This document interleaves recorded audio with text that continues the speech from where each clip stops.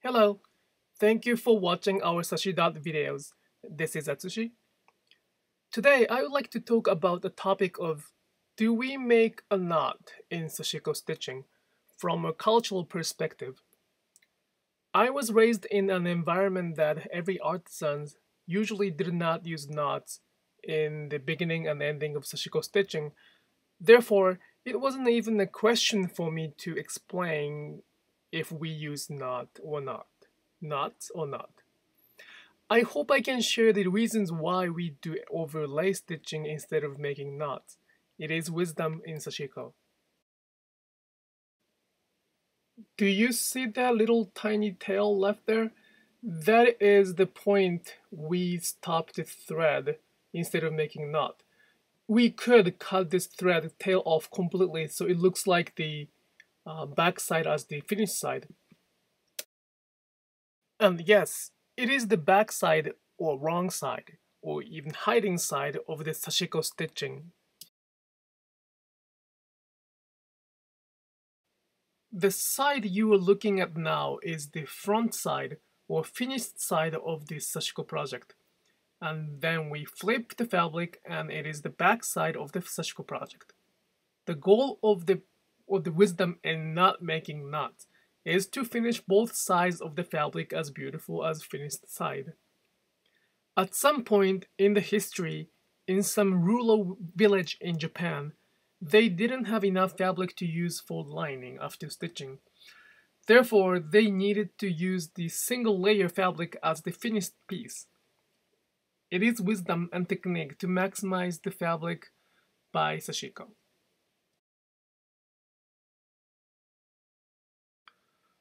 For the technique of Sashiko with not making knots, please check another video in the sashi.co channel.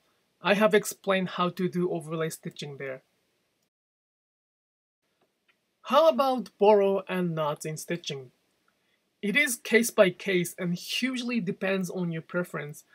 Therefore, I would need to explain it by using several examples such as boro inspired and boro to be piece and boro we revive over time. The fabric on the screen is the finished side of boro-inspired piece we made.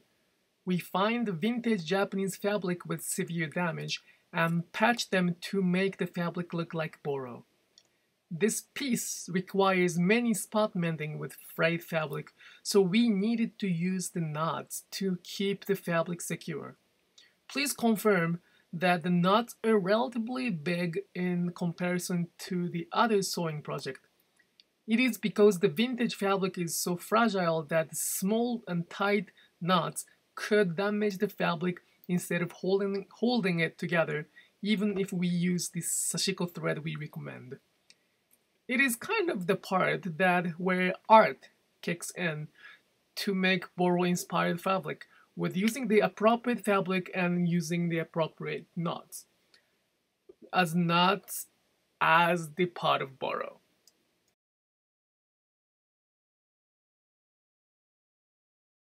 The fabric on the screen now is so-called boro to be fabric that we have been working on. When we get the good vintage fabric with a good condition, we enjoy patchworking them with thinking to make it boro in the future by using it in our ordinary life. I started working on this fabric in 2018, so it is pretty new piece. I try to avoid knots as much as possible. It is my preference that I would like to have the softness of overlay stitches. The fabric isn't frayed or severely damaged, so I can secure the stitches with just overlay stitching and our Sashiko thread. Please understand that I'm not saying I never use knots. There are some parts that I use knots in this project as well. This is an example of boro to be fabric with as fewer knots as I can.